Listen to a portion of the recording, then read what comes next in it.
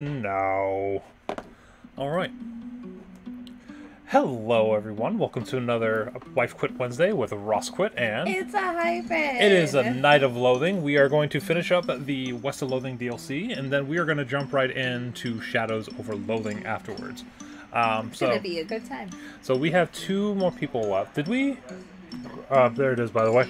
4 minutes! I only had 4 minutes in which to save the world. Okay. Where are we? That's also on my work loop. I don't... We play some questionable music, man. We're a financial institution. Okay, so we're done here. I haven't even twit yet.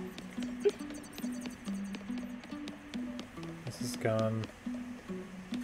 We have to go to the bar, or the...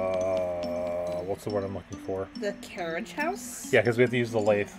I was sitting in chat by myself for the past 10 minutes. 10 minutes though? 10 minutes though. Hang on.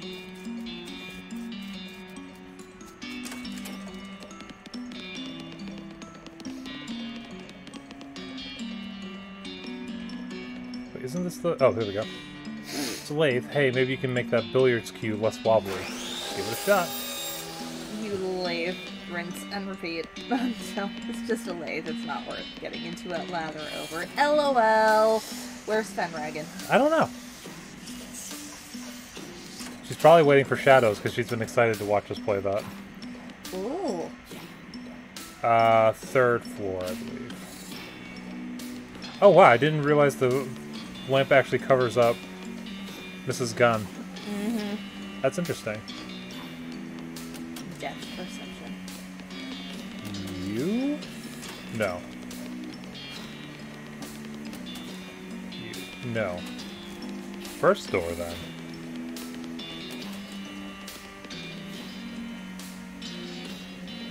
Challenge him to a game.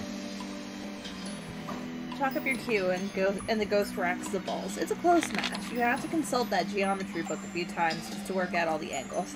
Game comes down to a fight for the 8 ball, and you manage to barely squeak out the win when the ghost catches an unlucky bounce off the corner of the pocket. Well, shucks. Nice shooting, Dix. Flips you a finger gun salute, winks, and fades into nothingness. Hooray! Okay, so now we just have your favorite one. Which is going to take the most work.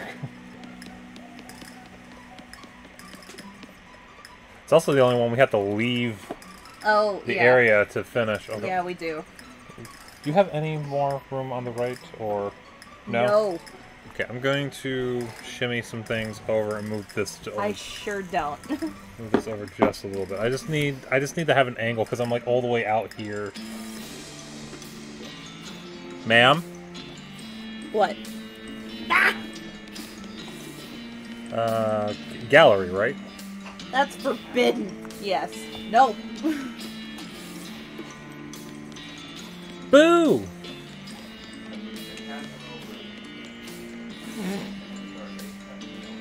Objection! Huh? What are you objecting to? Your face! Overruled! What's your problem, anyway? That's legal stuff you'd never understand. In fact, I think you'll find I'm quite conversant in the finer points of our justice system, particularly as it pertains to guns and gun-related activity. Horseradish, you're all trousers and no briefs. Oh, yeah? Whoa, wait. Whoa, okay, so it was my thing, but it's you, actually. Fine. Obviously, you aren't going to leave me alone, so ask your questions. I'm Ross Quit, speaking for the record. State your name, occupation, and cause of death. Felicity Wainwright, defense attorney, lost a court-approved trial by combat. What? Trial by combat has been outlined for like 15 years. You do understand that ghosts don't visually age as time passes, right? Oh, right. So your client called for trial by combat, which meant you and the prosecutor had to face off in a duel? That's correct. And you lost. Did coincidence you. Are you acting dumb to try and throw me off guard? I withdraw the question. Why are you stuck as a ghost? Because although trial by combat was already well out of fashion at the time, it was still a valid legal recourse. I should have been prepared for the possibility, but I wasn't. My lack of training resulted in an innocent man being executed for murder. How was he executed? Hanging, I assume. Obviously, I wasn't around to see it. So to release you, I'd need to prove that the loss wasn't your fault? Trial duel was completely fair and above board. There is no chance of there having been foul play on the prosecutor's part. My loss was my own. Then I'd have to prove your client was actually guilty, and therefore your feelings of responsibility are misplaced. The look she gives you is hard and cold. Look, you think you know a thing or two about the law. How about you tell me the first rule of being a defense attorney? Don't refer to his gavel as a weird little hammer. You have to trust and believe in your client. If you don't believe your client is innocent, you'll never convince anyone else he is either. So, if I want to convince you he was guilty... You have an uphill fight, fella. You are essentially playing prosecutor here. Alright, tell me about the case. My defendant was Matthew Guilty McCready, accused of the murder of Victor Vic Timsbury at noon on June 18, 1878 in Reno. I have some questions. Go ahead. Your client was actually named guilty? Come on. Names don't mean anything. I once had a client named Ike Ildeguy, and he was totally innocent. For someone's actual legal name, sure, but nicknames are usually given with some sort of basis. You've never met a really tall guy called Tiny, or a fat guy called Slim? Arguably, the nickname Guilty would reinforce my client's innocence. That's totally absurd, but I'll let it rest for now. Let me ask something else. Go ahead. What was the cause of death? Timsbury was shot through the heart with a .45 caliber revolver. And did McCready own such a gun? Yes, he was holding it at the time, and subsequent examination showed that it has actually recently been fired. Are you messing with me? Any further questions? Yes, I do have more questions. Go ahead. This was at noon precisely? Yes. That was confirmed by the witnesses. Also, McCready owned a fancy pocket watch that chimed on the hours. There were witnesses? About a half dozen of them. I'm pretty sure there's something you aren't telling me. I'm not obligated to play my hand face up, Mr. Prosecutor. Okay, then. Go ahead. Hang on a second. Shot with a pistol in front of witnesses at exactly noon. Was this a duel? So you can add 2 + 2 after all. Well done. Well, as luck would have it, I've recently read a whole book about duel law. What? Why? No reason. I just happened across it in the library and thought it might be interesting. You read an entire code of law you found at random just for the heck of it? Yep. So you do get that different thing if you read the things early. Let me do a quick review. A duel is legal provided it's between exactly 2 people at a specific pre-arranged time and place using the same or at least essentially similar weapons, and they have to either face each other down or quick draw at the appointed moment, or do the 10 paces, turn, and fire routine. Is that right? That's the gist of it, yeah. So I guess let's start with you telling me the facts of the case, and I'll interrupt you rudely if I have any questions. Alright, but if you push me on trivial nonsense, I'll get mad and you'll have to start over. That seems fair. Go ahead. McCready and Timsbury got into an argument in a saloon on the evening of June 17th. Apparently, Timsbury accused McCready of cheating at poker. Do we want questions, or should we go on? Go on. Go on. The bartender yelled at him to take it outside, but since it was dark out, they agreed to meet for a duel the next day. And that would be the 18th, you said? Yes, June 18th, 1878. Okay, go on.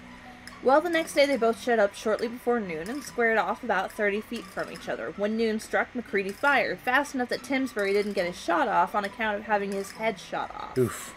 That's pretty much the long and short of it. I'm gonna have to ask for some more details on that. Go ahead. What weapons were they using? McCready had a .45 caliber single-action Army revolver. Timsbury had an older model .36 caliber cap and ball Navy revolver, which he loaded with paper cartridges instead of packing the gunpowder by hand. Objection! Those are significantly different weapons. Are you kidding me? They're both pistols. A modern cartridge revolver versus an antique cap and ball loader? Ridiculous. That antique was in production until 1873 and was convinced one of the most reliable and popular six-shooters in the territories. Furthermore, the restrictions against differing weapons in a duel about pistols versus rifles, or the proverbial knife in a gunfight, or, as a more recent example, a nitwit trying to argue the law against a professional attorney. That's a bit harsh. We're done here. Get out. Rats. Oh wow, she just kicked us out. Yeah, she did. Okay. That was sassy. Well, that's the character. I know, I'm just saying. Let's go! Took a lot of joy. Okay. We've done that. I did. Okay, that seems fair. We did that. Go on. Okay, go on. He fired exactly at noon? Yes, as soon as the church bells started ringing. Also mentioned. Yes, he had a fancy... Oh, sorry. You also mentioned McCready's pocket watch. Yes, he had a fancy pocket watch that chimed on the hour. Is that important for some reason? Let me ask something else. Go ahead. Let's see. You said there were witnesses? About half a dozen of them watching from across the street or peeking through half-open shutters. Were they interviewed? Yes, and their stories lined up with what I just told you. Were any of them associates of McCready? I'm not aware of them being actual friends with McCready, but he was a local and a lot of people knew him. She gives you a suspicious look. Wait a minute, just where are you going with... Objection! Oh, come on! Any one of those people could have interceded on McCready's behalf. What, and done what, exactly? Well, they could have shot Timsfield with a more accurate weapon like a rifle or... There'd been 2 gunshots instead of just 1, or are you suggesting they shot him with a poison blowgun dart? Well, was it... Oh, okay, we're out again. I think we had the right one at the beginning. We had to... Because we had to get the true noon. Okay. Let's go. Go ahead. Go on. Okay, go ahead. More details. Fired at noon. So McCready fired as soon as the church bell struck noon. Yes, that is what I just said. Have you got a point to make, or are you stalling for time to think?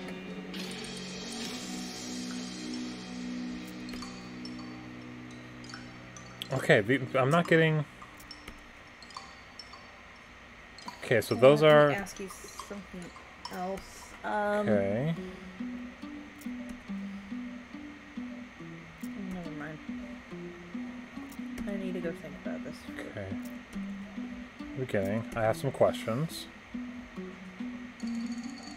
Tell me about the argument. Okay. There isn't much to tell. The other players in the game had already folded their hands in that round, so they weren't paying very close attention. All we know is that Timsbury suddenly accused McCready of being a dirty, cheating varmint, and McCready said Timsbury was just sore because he'd been losing all night. Oh, by the way, Coat's face tried to scare us. Boo! Did McCready have a history of cheating? He'd been accused of it once or twice before, but Reno is a gambling town, and he hung out in the rough part of it. Getting accused of cheating by a sore loser when you're on a lucky streak is par for the course. But if McCready had a history of cheating... It would be irrelevant, because the reason for the duel is immaterial to the legality of the duel itself. Motive isn't an issue here. But... Remember how I warned you about ticking me off with stupid digressions? This is an excellent example. Objection! Oh, what the... This is extremely relevant. If McCready was a habitual cheater, it's likely he would have cheated in the duel as well. And somehow you're going to prove to me that McCready was a habitual poker cheat 17 years after the fact?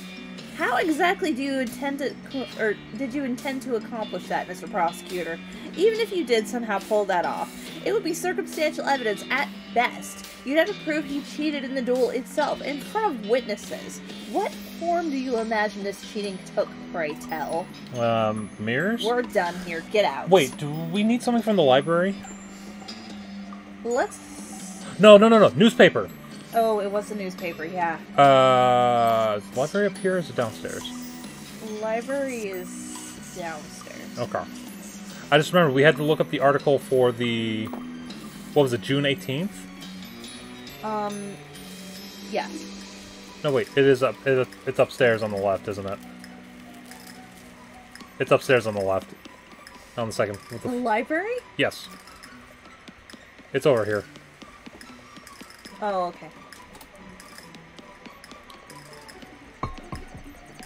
Wait, where is... Wait, where's the newspaper article thing?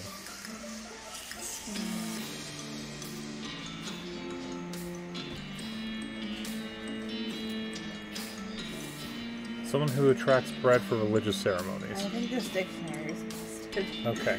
Where was the thing for the periodicals? Stats, states, statues. Crap, we have to find a periodical section.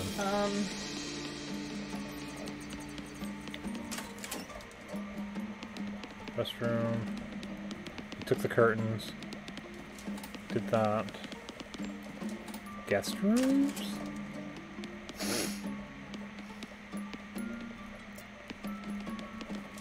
I don't know where...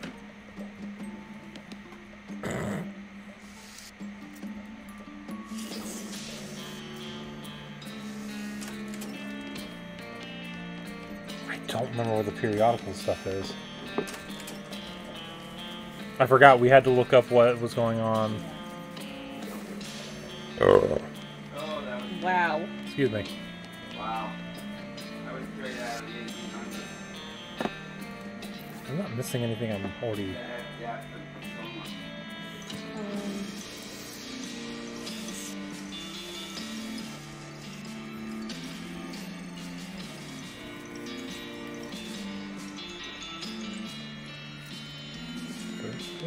Oh, it's just looking it up. Looking up where? Topic. Text related to the listening language questions found by looking up. Where am I looking it up? Just, I think, probably in...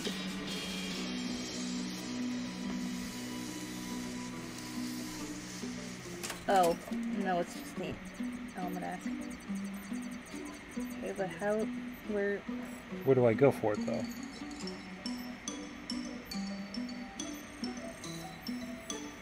Go so close.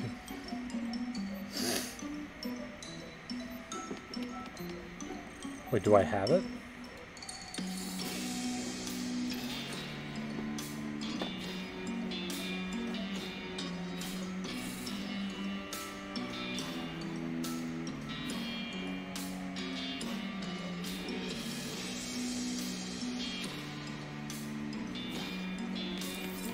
Okay, so... you have to ask if he fired exactly at me. That's what I was trying to do. Then don't object, but ask, did McCready fire when the church bell struck?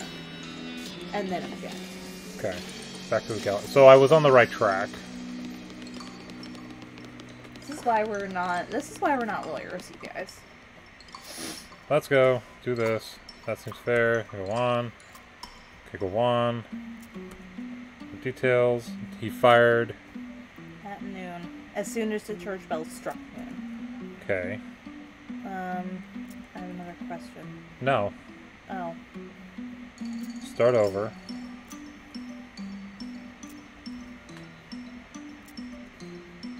Okay, fired exactly at noon.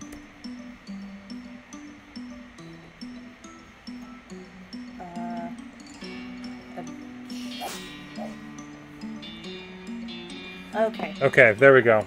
Yeah! McCready has been accused of cheating in the past, and this time he was. What are you even talking about? All he had to do was set his watch a few seconds early. That doesn't make any sense. He didn't shoot early. He shot when the church bells rang. That's verified by witness testimony. That's not what I'm saying. I'm saying he used the watch to warn him when the church bells were about to ring. 5-second get ready alert would have given him a huge advantage in reaction time. What do you say to that, counselor? You know, I'll give you that one. That's not bad. There are just two problems with that argument. Oh, what? Firstly, you're just guessing. You have no evidence. Well... And secondly, even if McCready was using that trick, which he may not, or which he may well have been, he was pretty clever, it wouldn't be illegal. What? There's nothing in dual law prohibiting the use of minor strategies like that. So long as McCready didn't fire before the appointed time, it's all above board. Nice try, Mr. Prosecutor, but I think you'd better give this, or go think about this case a bit more before trying again. Okay, She so pushes you out of the gallery and shuts the door behind you. well, nuts. Okay, so we're still missing something. We're missing something about... What are we doing? Okay. Oh. Was there something else besides the cheating? Ask Vincent to tell the story, then ask her if a specific crime was set. Oh!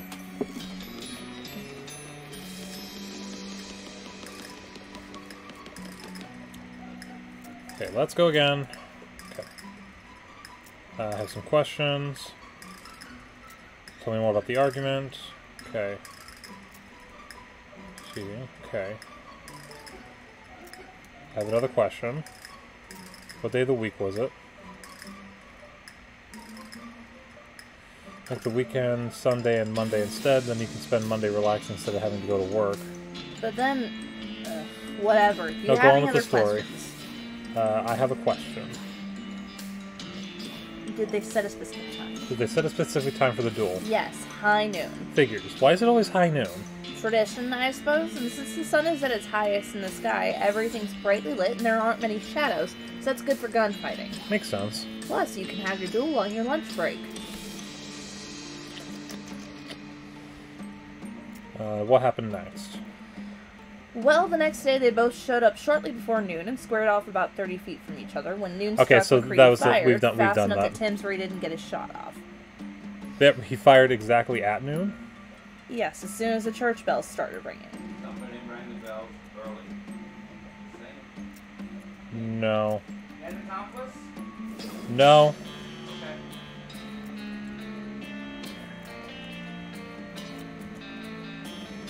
It's just gonna go back to the same thing again. What the hell?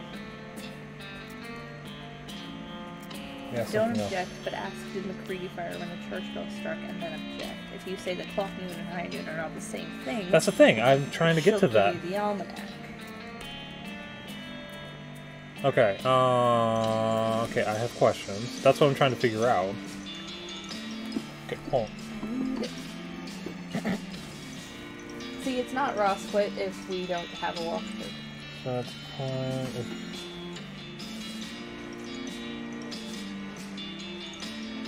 That time when she will tell you to do it.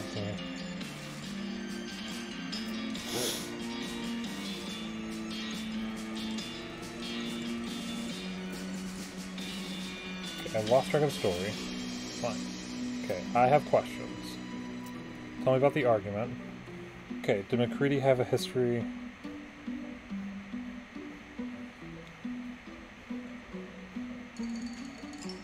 Ask her. Okay. Fine, what happened next?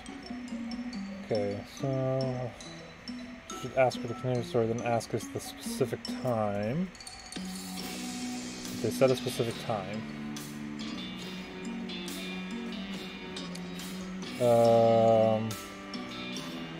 Real at the time to do was after this, continue the story. Okay, what happened next? Okay, this will reveal at the time, and then say I'm going to have to ask a few questions, more details on that. Exactly at noon. Fired exactly at noon. As soon as the church bell struck noon. As soon as that struck noon. Object. Objection. There we go. McCready fired at the wrong time. What are you talking about? He fired exactly at noon with the church bells. There are witnesses. That's right. He fired at clock noon, but the duel was set for high noon. They aren't the same thing. High noon is just when the sun is at its highest point in the sky. Depending on geography and the time of year, it can be hours different from clock noon. McCready fired early, and that makes the duel illegal. So what do you say to that, counselor? Felicity gives you a slow smile. I've got to hand it to you, Prosecutor Quit. You're a lot better at this than I was giving you credit for. That's a good thought you just had there. There's just one problem with it. Oh, what's that? I already thought it. Take that! She hurls a small book at you, which you just barely managed to catch. 1878 Nautical Almanac. Yeah! What the heck is this? I did my homework when I was preparing for that trial. My legal homework. Since Ew. that time, I expected there to be an actual trial, not a gunfight. What you're holding there is a nautical almanac for the year 1878. There are bookmarks if you'd like to do the math yourself, but if you look up solar noon, aka high noon, for June the 18th, and make the adjustment for Reno's longitude, what do you think you get? You have got to be kidding me. That's right, Mr. Prosecutor, 12 o'clock p.m. precisely. No! Well, damn. Nice try, though. I mean that sincerely. That's all my ammo. I can't think of any other way to disprove McCready's innocence. As far as I can tell, it was a fair duel. Yes, and that's me with the guilt of an innocent man's death on my hands. Innocent man's death? You sure are good at repeating things people say. What if he didn't die? Say what now? Well, you didn't actually see the execution, right? Yes, well, I was indisposed, you might say, being dead and all. So you don't actually know whether or not it happened. Oh, come on. Look, I appreciate the effort, but you're barking at the moon. Let me ask you something. Alright, go ahead. What can you tell me about McCready? He was a gunfighter through and through, and by that I mean he was an adrenaline addict, and dueling was his needle of choice. Hell, if you told me he had evidence that he cheated at poker with a specific intent of baiting people into challenging him to duels, I wouldn't be the least bit surprised. He was a sly one. Her expression softens, and she sighs. I'd make him sound like a real devil. That's not fair. He was smart and charming, and could have been a good man, if he'd chosen an entirely different life for himself. Anything else? Well, I recall he had a real good head for numbers. He told me that he never forgot a date, and every man he'd ever killed, he remembered to pour a beer on their grave on their birthday. Well, that's nice. Nicer birthday present would have been not killing them in the first place, of course. Yep. I have another question. Alright, go ahead. Was the trial after the duel the 19th? Ha, no. I don't know what Reno's like now, but it didn't have a proper courthouse then. You can't try a murder charge in the sheriff's front parlor. McCready sat in jail for a couple of weeks, and then they transported him to Frisco. What with one thing and another, the trial didn't start until July 25th. Jeez, so much for a right to speedy trial. The wheels grind slow. I have another question. Alright, go ahead. When was the execution? Well, we held the trial by combat on the 26th, and that was a Friday. They don't execute prisoners on the weekend, so presumably it would have been following Monday, the 29th. In the morning? What with setting up the gallows and letting a crowd gather, they usually happen in the afternoon, around 3 typically. Why did he invoke... Oh, assuming he was innocent, why would McCready invoke trial by combat? His case was pretty straightforward. A duel only worsened his odds. I was mighty surprised, let me tell you. The only thing I can figure is, it was his damn fool sense of gunfighter's pride or something. Like, that was the only form of justice he was willing to submit himself to. I'll be back. I need to do research. Yeah, you do. We need to do... They are incredibly fiddly. It's like, it's trying to remember what exactly it is you've asked. And what you haven't asked, just so you don't make yourself look So we need... stupid. It was, Shit. June or July? Down. I think it said... Nope. Nope. June 18th. June? Okay. Nope, other way. I don't think 18th's the right day. Because that was the duel, wasn't it? Well, yeah, but you can look it up still. That was the day McCready and Tinsbury duel, apart from the fact the High Noon and Reno matched exactly with time. Date. Okay. Oops, wrong way. July 25th. July 25th? Yes. Okay. Started, no special astronomical. What was the... I think it's the July day... 26th. Just look them all up. Kill and try by combat. Sad, but there doesn't seem to be honest. And then July 29th. I think it might be the day before. Nope, okay. That was when McCready was going to be executed. Let's see. About that. Yeah. Wow, wait a minute. According to this, there was a total eclipse of the sun that day, centered right over the Western Territories and with its totality at 2:47 p.m. That's a hell of a thing. I think that's gonna be it. Hey, I got a question for you. Alright, go ahead. I looked up July 29th in your almanac, and get this. There was a total eclipse of the sun that day. What? Now you're just messing with me. No, look for yourself. Totality at 2:47 p.m., right over the Western Territories. Well, that's quite a thing, but I don't see how that affects... Wait, unless you're suggesting... Right, it was the perfect opportunity for McCready to escape. That's absurd. Absurd like a fox! You said yourself that McCready was really good at remembering dates. He could have read about the eclipse at any time and stored that knowledge away for future use. Like to give himself an advantage in a duel or something.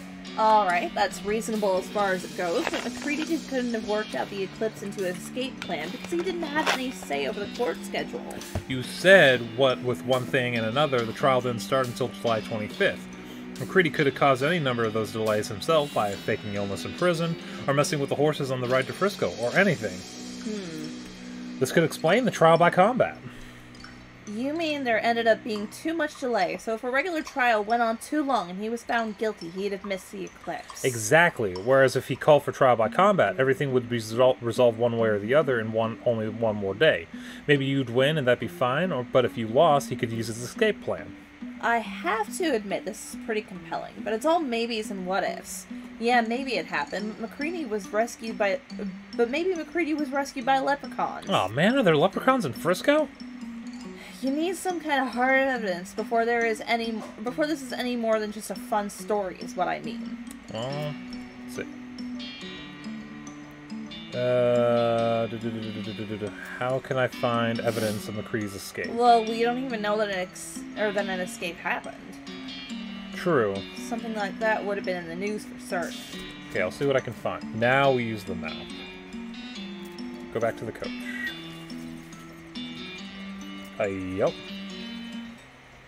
Yeah, so that was very finicky with it. I gotta talk to this bartender first, right? Hey, Lloyd.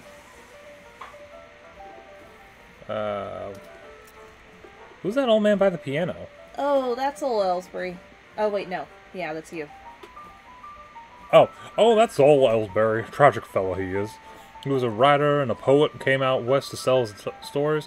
Nobody were buying. Too weird, his stories. Fantastical-like. Too bad, I love that stuff.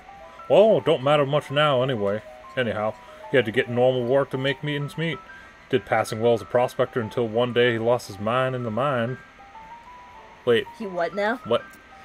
He what now? You know what I mean. He saw something. Something that made him stop telling his weird tales. Made him stop talking near completely, come to that. He just stands there by the piano nowadays. He seems to calm him down, and as long as he doesn't make any trouble, I don't mind him too much. Feel a little sorry for him, to be honest. Poor fella. Let's see. I fixed the player piano. Morris Lloyd. Got something interesting back there? What the? Maybe my info's too old. I found a note from some travelers that passed through here about 8 years ago. Oh, yeah, that was the previous bartender. He had a little trick he used to show people. It's what got him fired eventually. That senator's wife wasn't amused. He rummages around under the bar for a minute, then blows the dust off a tiny piano about 9 inches tall. Here, you can keep the piano so long as you don't ask me about the trick. Okay. I'd love to see a flowchart of that conversation with all its various forks. Oh, Insane.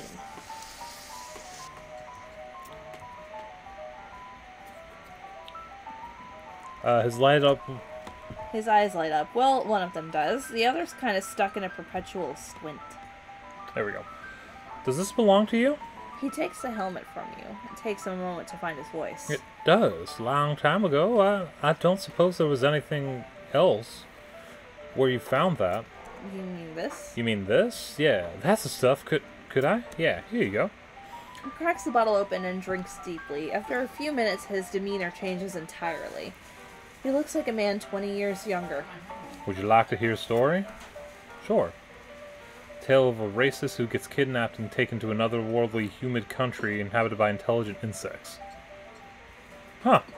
Hey, Ellsbury. Ever want to express your gratitude in a more tangible way, you know the trick. Alright. How do I... Is it the post office? Maybe? Yeah. Oh! Package came for you. Here you are. Thanks. Okay, that's new. Package from Rufus. Open it. Dear bro, I thought you might be able to use this. Portable alchemistry set. Oh, what a great kid. Okay. Jeez, you really miss that kid, and you miss your parents. You get all nostalgic just thinking about it. Nostalgia mode. I was wondering why everything got so dark. Whoa. I think we can turn nostalgia Oh my mode. god. 9-inch pianist. LOL. Okay. You know where we're going with that. Oh yeah. Wait, how do I get... Because we gotta talk to... Oh, not yet. Still haven't found a cactus lady either.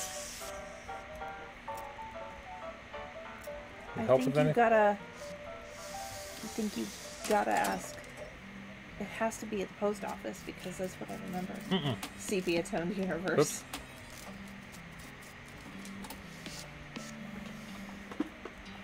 Nope.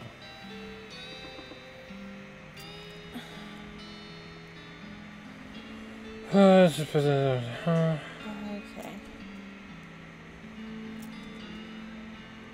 Jeez, I'm not reading all that.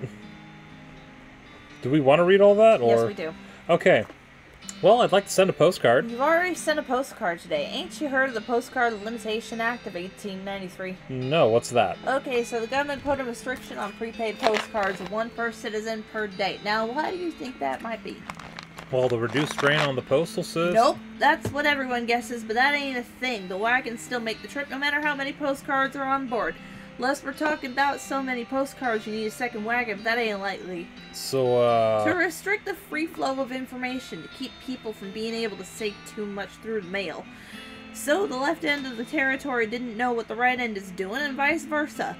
That way they can implement a different rule of law in each area, whatever's most effective to keep them particular folks down. But people can still send letters. Letters? Who's got time to write write out a whole letter in this day and age? But... I ain't even got to the real big part yet. What's the first two letters in conspiracy, huh?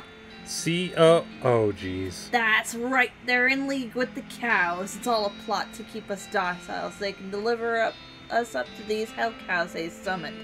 You think the government deliberately summoned the cows? There's proof. There's plan was to write in on, or was referred to in a rider attached to the Senate Farm Aid bill that was passed 11 years ago. And when did the cows come home? That's right, 11 years. There's no way a Senate bill says, let's summon cows from hell on it. No, not in such obvious words. Are you cracked? It's all in code and dog whistles. Like, go look it up for yourself. Okay, even if I wanted to do that, the capital city isn't even in this territory. It's hundreds of miles away. Uh-huh. And you think that's a coincidence? A CO incident? Okay, well, that's very interesting. Bye-bye. Wait. I could have sworn. Did we not talk to... Oop. Not yet, Bill.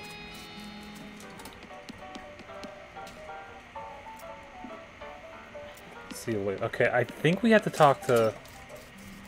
Oh. Okay, so I guess we didn't get all the information we need.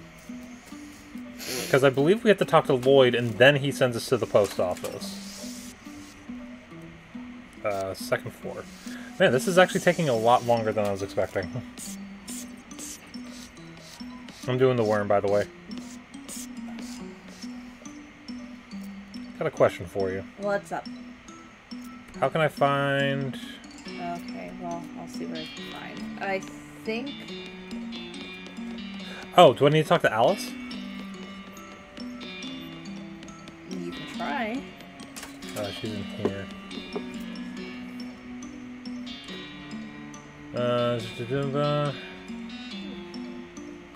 Okay, oh, there's a library. Interested. They might have some cool medical texts. Cool.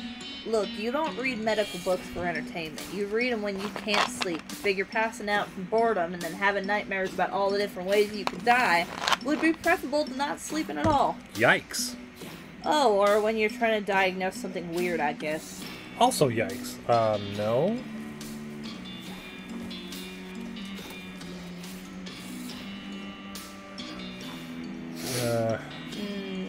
No, she just wants to talk to you about ghosts.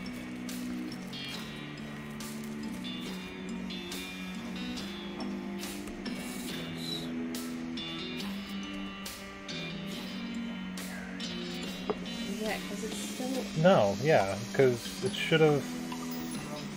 sepia-toned universe.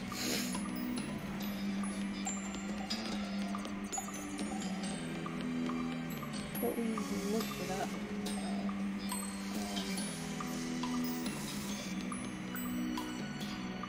Can I go to the first floor? Let's try... Later.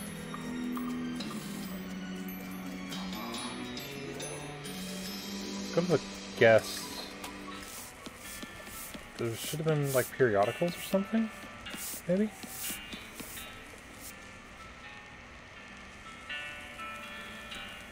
Sure. Never mind. Oops.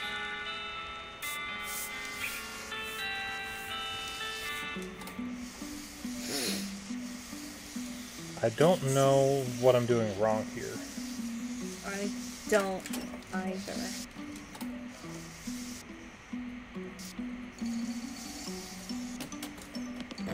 And Dad is listening to Toto.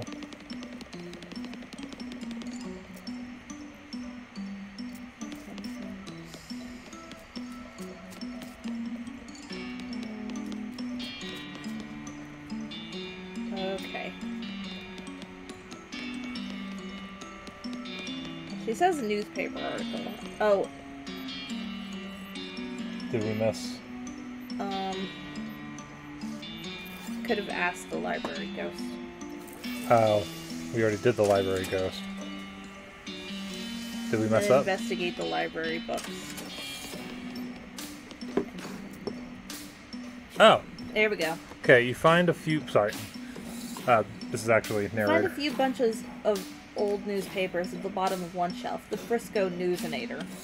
You start at the bottom of the stack and flip through them until you find the paper for the week of July 28th through August 3rd, 1878.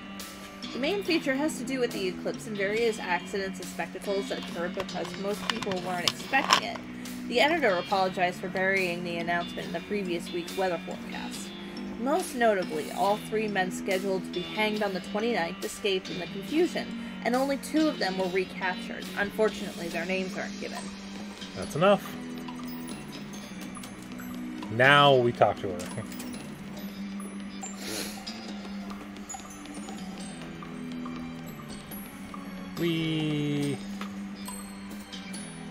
Felicity Wainwright greets you with a gloomy nod. I found a newspaper article. The guy scheduled to be executed the day of the eclipse escaped, and one of them was never caught. Which one? Well... Didn't say, did it? Nope. Damn it. And executed criminals aren't given gravestones with their names on them, so you can't just go looking around Frisco Cemetery to find out. Listen, Ross, I really appreciate what you're trying to do, but at this point, you would have to actually find McCready himself to prove he wasn't executed due to my failure. Well, I guess that's what I'll do then. Now we go.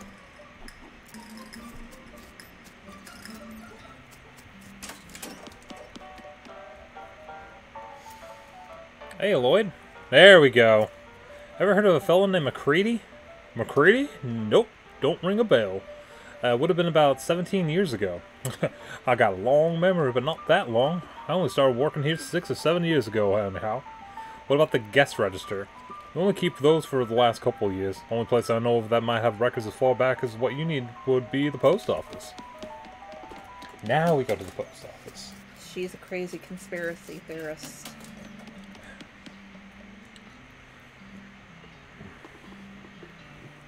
Let's see. Trying to find a guy named McCready. I'm trying to find a guy named McCready. There's a possibility he might have passed through here about 17 years ago.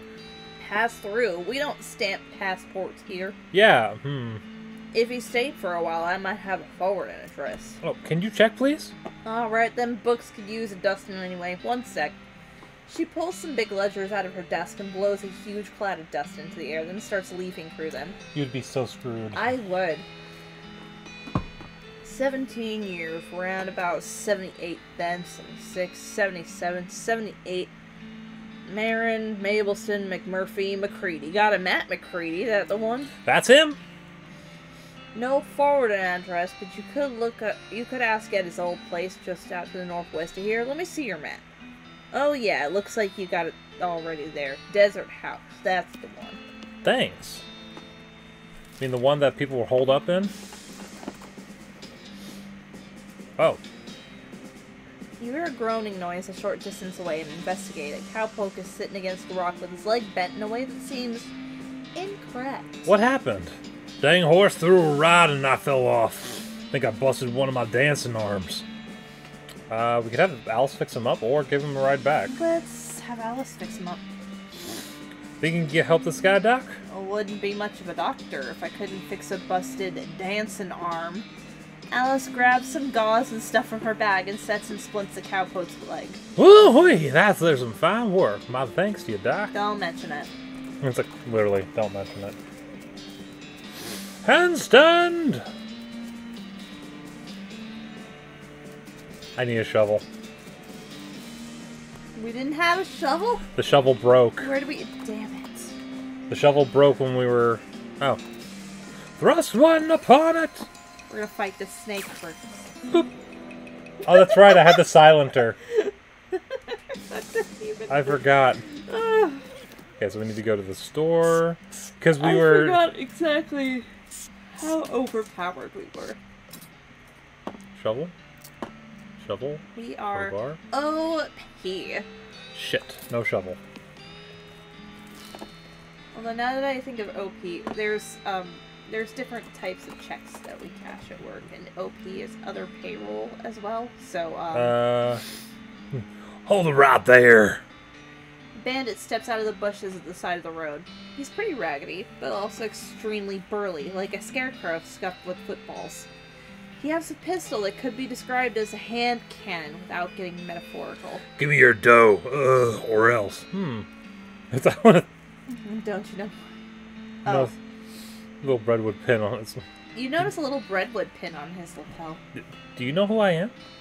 Maybe you should ask the fellas back at the Buttered Biscuit who's been getting things done around here lately. Quit? That's right. Ross Marshall quit. Now why don't you hand over your gear, and next time maybe you'll remember faster. Sorry. Intimidating 6-gun. Good boy. I swear to God, this game is like if you give a mouse a cookie to ludicrous heights. I'm not disagreeing with that at all. Will you please have a shovel? No. No. There is locks and have picked them though. I don't need that. I know. Okay, what's another shop? You only do... Buttonwillow McKittrick. Huh? What about Buttonwillow McKittrick's store? Where's it?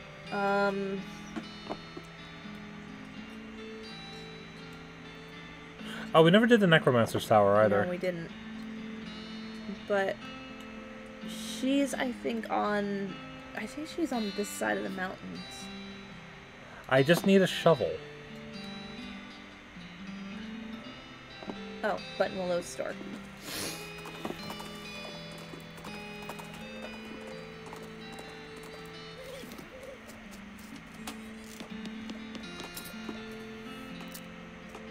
Shovel. Thank you. I have enough. Back to the desert house.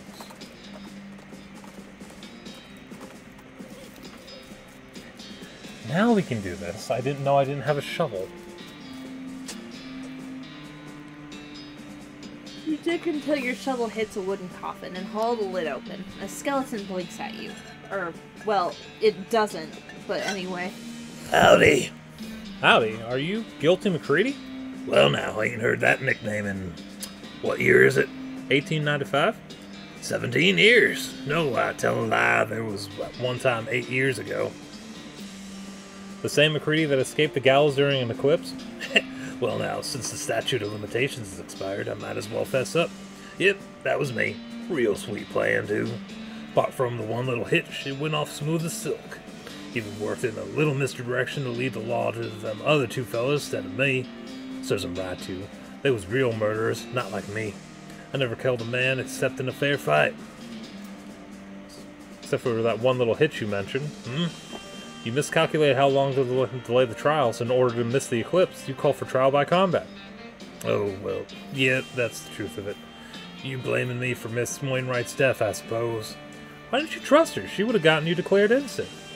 She had a good head on her shoulder, sure. But so did that prosecutor feller. I didn't rate the odds better 50-50. Not good enough. And anyway, the trial by combat was part of her job. She should have been ready. It stinks. She trusted you. She's a ghost now because she feels guilty about losing that trial. Spent ages trying to convince her you weren't innocent, and she backed you every step of the way despite the fact that you got her killed. You don't even care. Bah, hell, you bite your tongue, sonny. You don't know me. Don't care.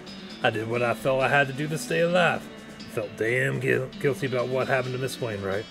I ain't taking all the blame for it, no sir. She'll tell you herself she should have been better prepared, just like she told me today, apologizing with her last breath. I gave up gunfighting for her. It's the only thing I live for. That's how I felt about it. Gave up gunfighting? Weren't easy, but I did. Bought this house, bought this land, raised some chickens, and had a little vegetable garden. Place has gone to hell since I died. It's a shame. Anyway, I never fired my pistol again. Not even a damn fence post. That's not what it says about your grave. Or that's not what it says on your grave. Read it again. That's the fellow who killed me having a little ironic joke, I reckon. Someone killed you? You're only the second person to track me down. First was 9 years after the trial. Vic Tinsbury's brother hunting for revenge. What happened? He challenged me to the duel, and I told him I ain't doing that no more. He asked again, and I said no. He hollered at me and took my pistol out of the closet and threw it at his feet so he could see how the cylinder was all rusted shut. He cocked his gun and asked me one last time, and I said no, and the last thing I remember was the bang. Jeez. Kinda bury me, though. I guess he weren't all bad. Do you want to see Felicity again? I could take you to her ghost. Nah, I reckon I'll just go back to sleep. Ride a dead fellow walking around. Just tell her sorry for me, alright? Here, you can give her my pocket watch. She'll recognize it. Alright, bye, McCready. So long, fella. Close the coffin and fill the hole back in. Boop. Voice was a little rough on my throat, but not bad.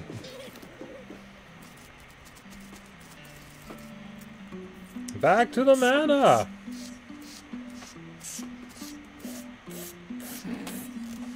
You're like dragging your face across the ground. There has to be stupid walking in the new one. Oh, Of some God, sort. I hope so. I'll stay here. Well, we will find out soon enough. Hey, I got a question for you. You ready for this? Are you ready for this? Well, what now? I found McCready's grave. He wasn't executed. You're 100% certain it's him, not some other man named McCready. It was him. Here, he gave me his watch to give you. She turns the watch around in her hands for a while, just looking at it without saying anything. Then she slowly winds it and listens as it chimes the hour. Yes, this is his watch, all right. Thank you. Wait, you said he gave it to you? He's alive? Not exactly. He's a skeleton. We talked for a while, and then he asked me to bury him again so he could go back to sleep. What did he say? He confirmed our guesses. He knew about the eclipse in advance and stalled the trial for his escape plan. Stalled it too long and decided to hedge his bet by calling for the trial by combat. I see. He gave up gunfighting. He what? Bought a little house and raised chickens. Never fired his pistol again. In fact, he left it to rust. 9 years ago, Tinsbury's brother caught up to him and challenged him to a revenge match. McCready refused repeatedly, so the guy shot him. He said to tell you he was sorry. She looks at you silently for a moment, then looks at the watch. She winds the hands back a minute and listens as it chimes again. She sighs and shakes her head, then smiles at you. Thank you, Ross. You'd make a damn fine attorney. She shakes your hand and fades from view as she does so, leaving her attorney's badge in your hand. Cool. Rest in peace, counselor. Okay, we can do this. Hey, Paul, how's it going? No, I took care of her. Okay. Oh, okay. Oh, thank God. I've got to wash this flower off and get back to work. But first... He starts frantically scratching every part of his body. Man, feels like I've been saving up these itches for days. It's about to go crazy. Thanks, Ross. You're a lifesaver. No problemo. Come see me at the visitor center. I'll hook you up with a souvenir photograph.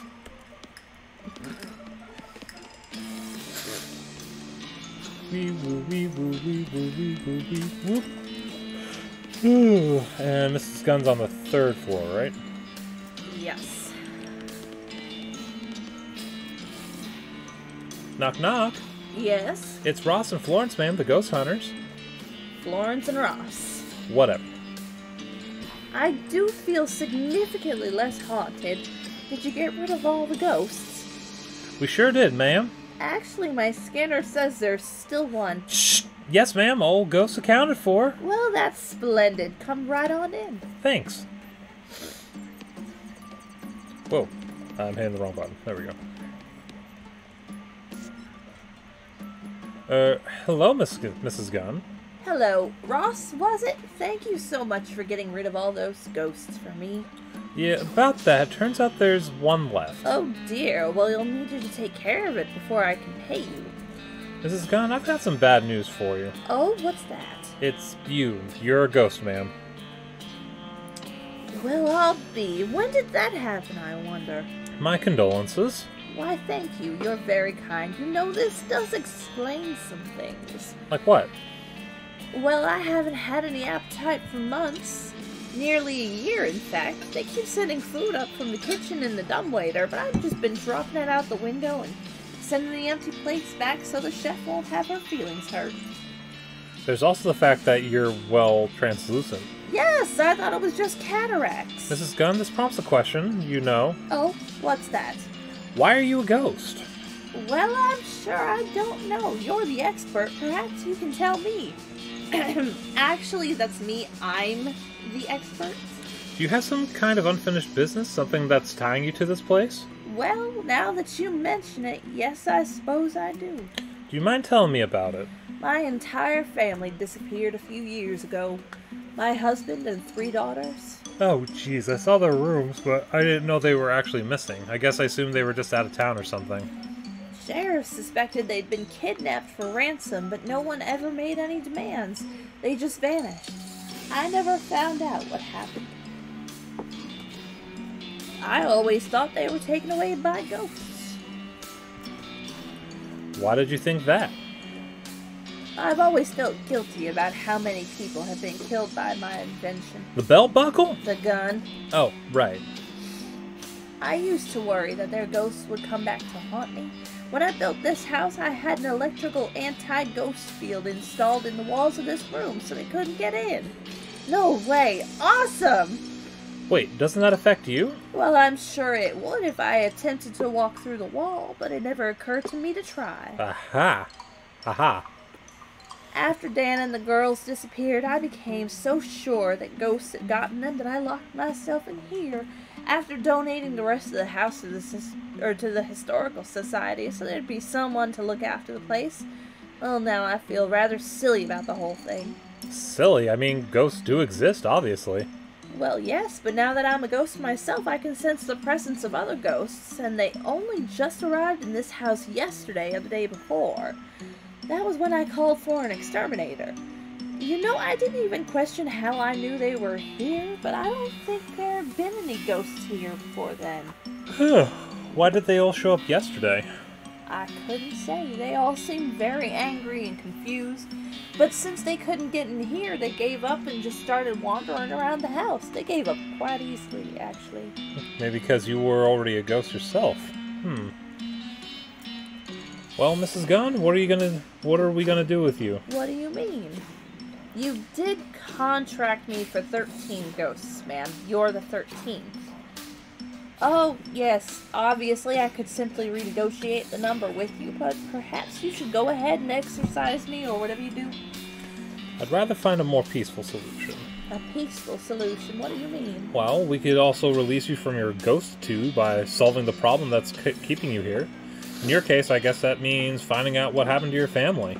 Oh, well, I would be very grateful if you could. I assumed they're dead, and to be honest, I think I've gotten used to the fact. But I surely would like to know what actually happened. Alright, I'll see what I can do. Sign on the case says break in case of attic. Break it. The attic opening stick. Okay, look in the mirror. Nice. Good. Turn off the lamp. Because, I don't know. Billiard room? I think so.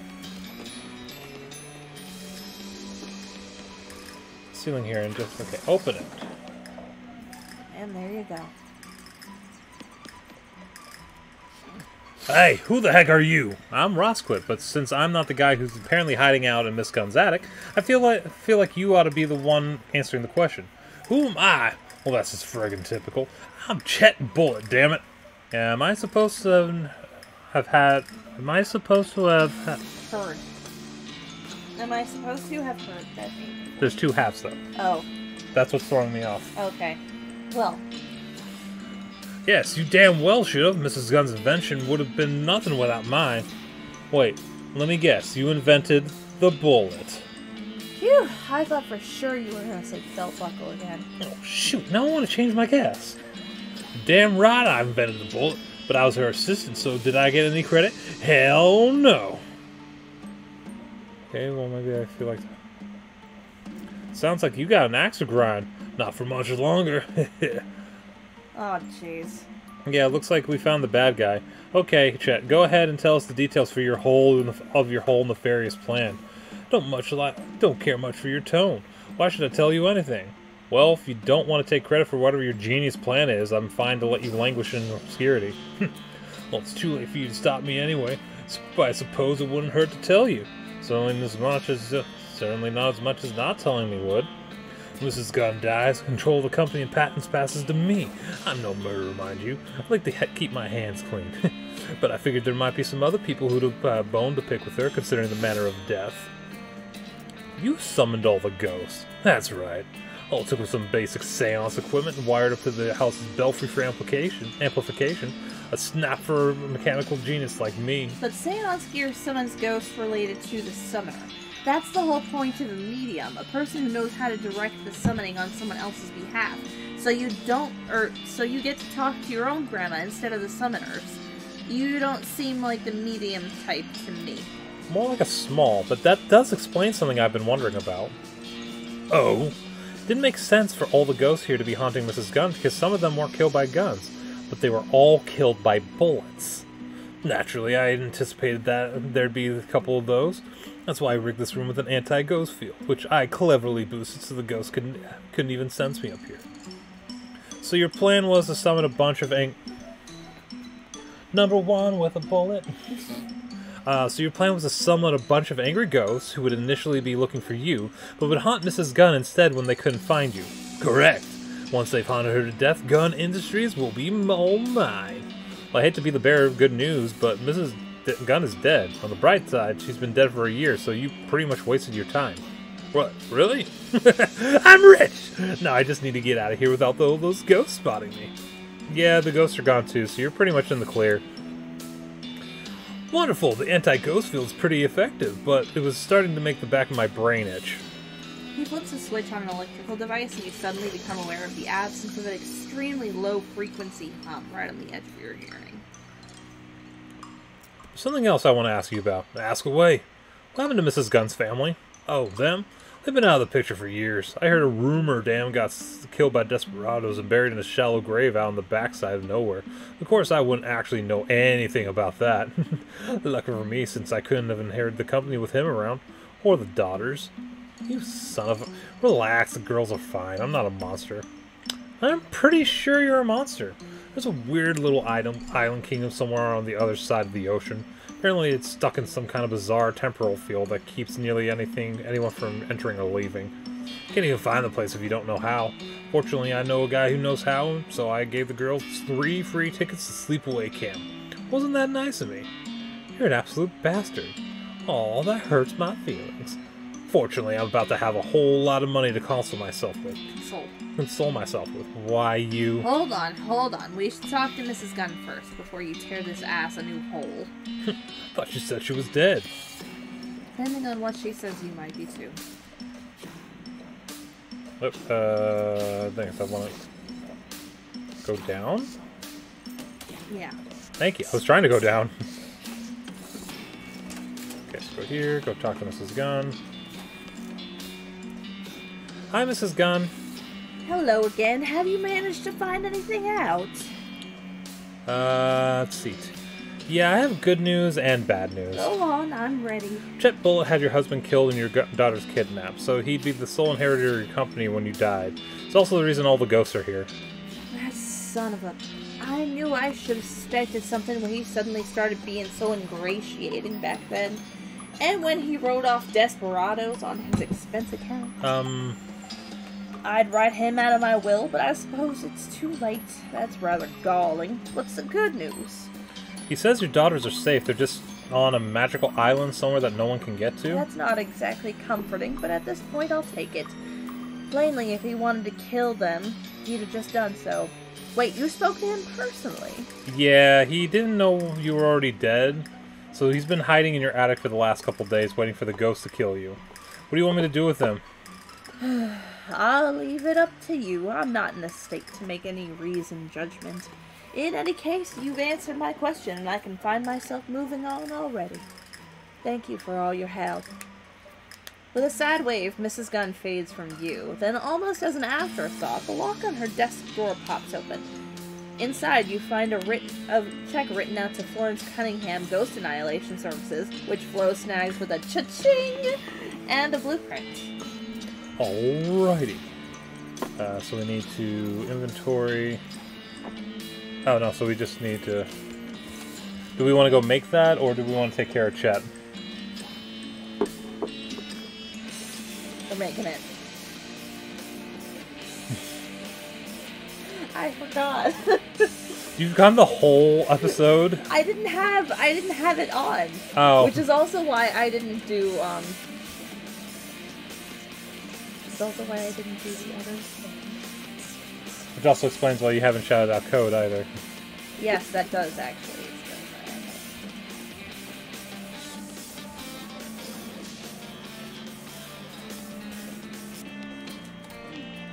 13 entire months. I'm subscribed to my own husband, so maybe that doesn't count.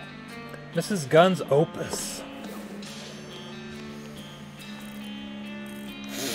So I want...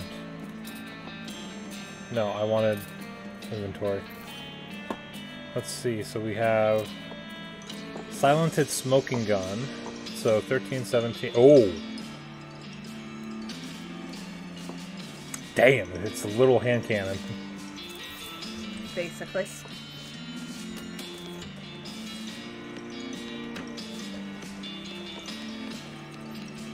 I just noticed I feel like flows. that's how marriages should be going forward. Less binding contracts, more subscriptions.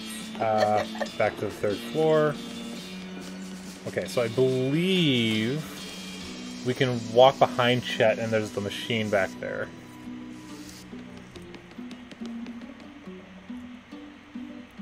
Holy cow, there's some really big bells hanging above you. This house is the biggest bells of them all. LOL. This looks like maybe it operates the large bells hanging above you. Ring the bells.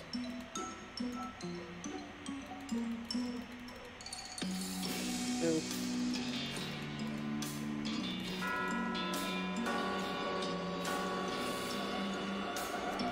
As the eerie sound of the bells fades away, ethereal outlines begin to appear around you and resolve, one at a time, into familiar spirits. Monsieur Lardeste, and the lady who was running the Boo and Breakfast, and the librarian. You know, you didn't really get very many other their names. Maybe you should be better about introducing yourself to people. Anyway, you're soon surrounded by a small crowd of ghosts, with Mrs. Gunn being the last to arrive. This is the bell tower in my house. Ross? What happened? Yeah. Nice to see you again, but what's up, counselor? I suppose you're all wondering. I suppose you're all wondering why I've summoned you here today. I did just ask that, yes. Well, I've come into some information that I think you all might be interested in. This won't take long, will it? I need to get back to the afterlife. What's the hurry? They've got an all-you-can-eat buffet with every kind of meat in nugget form. Oh my gosh. You unholster your pistol and slowly put it against your temple. Can't get there that way, you dummy. Rats. Rats. You put the gun away. Anyway, let me explain. Felicity, how did you feel when you got here? Originally, I mean. Well, I remember being very angry. I wanted revenge for my death, but the feeling went away pretty quickly, and I couldn't remember why I'd felt like that. I'm not the vengeful type. Doesn't even really make sense in your case. Yes, exactly. I never bore any ill will towards the prosecutor that shot me. Oh man, I could definitely go for nuggies. Was it basically the same for the rest of you? Just like that, yes. Myself as well. Me too. Thought so. Well, here's the deal. You were all summoned for the explicit purpose of taking revenge on Mrs. Gunn here. Attend this. I was not killed by a gun. Atonde? Okay. I was not killed by a gun. I wasn't either. Yeah, some of you weren't. The summoning happened based on your connection to the summoner himself, Chet Bullitt. the inventor of the bullet, but he was hiding with anti-ghost technology and assumed that enough of your deaths would be gun-related, that you'd turn your attention to Mrs. Gunn instead. Is that the... Wait, is that the pool? That's the... Well, that's just Dirty Pool, and I should know, considering I got shot for playing Dirty Pool. Oh, we never heard about his death, actually. No, we didn't. The thing is, he didn't know that Mrs. Gunn was already a ghost, so with nobody to take revenge on, you all just reverted to your regular state of mind. Huh. Well, I appreciate the info, but was it really necessary to call us all back just to tell us that? What I really wanted to tell you is that Chet Bullet has turned off his anti-ghost field. He's over there at the end of the other end of the attic. Now, I'm not going to make any noise about how he's ultimately responsible for all of your deaths, because that would both be crazy and also belittle the actual circumstances of your deaths.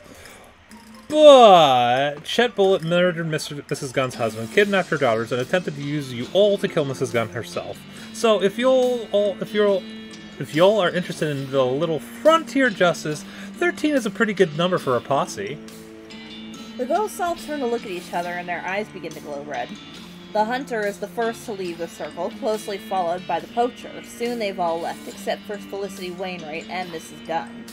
Mrs. Gunn looks hesitant for a moment, then seems to make up her mind. She gives you a stern nod, then follows the others. You turn away and soon hear a man screaming, but the sound quickly decreases in volume as though he were being pulled a great distance away, and then it's gone entirely. Figured you wouldn't be into it, Felicity. Yeah, despite everything, I still believe in the rule of law. Didn't see you trying to stop him, though. Nope. No, you certainly didn't. Well, I won't keep you any longer. Happy trails, Counselor. You too, Counselor. She fades away with a wink. All's well that ends well. Well, that's it. You reckon your careful recon of the situation has brought some true reckon in a done manner. Congratulations on getting the best ending. Feel free to wander around the grounds and enjoy the scenery. Maybe wrap up some loose ends, but otherwise you're pretty much done here. Thanks for playing the Reckon in a Gun manner. Bwong.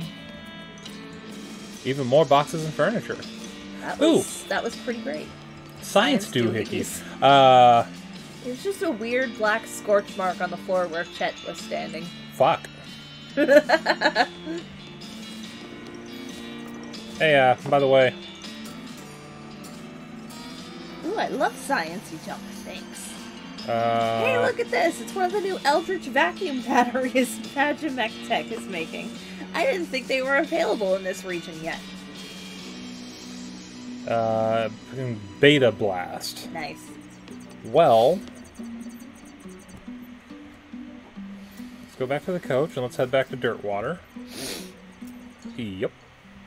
Do we want to do the Necromancer Tower? Or do we want to hold that off and start Shadows? Let's start Shadows. Okay. Let's start Shadows. I'm excited! Are you excited? Let's get excited. Are we ending this, or are we just, like, gonna move things around on the background?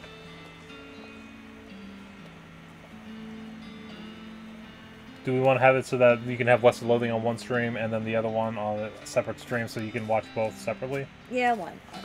Okay, so we're going to turn off for a few minutes. We're going to get set, probably get some more water, because I feel like we're probably going to need water. Yes. And then we will be right back. Dehydrated. And then we will be right back for some more Loathing with Shadows over Loathing. So, it's gonna be so cool! So thank you very much for joining us, and we'll be right back. So stay tuned!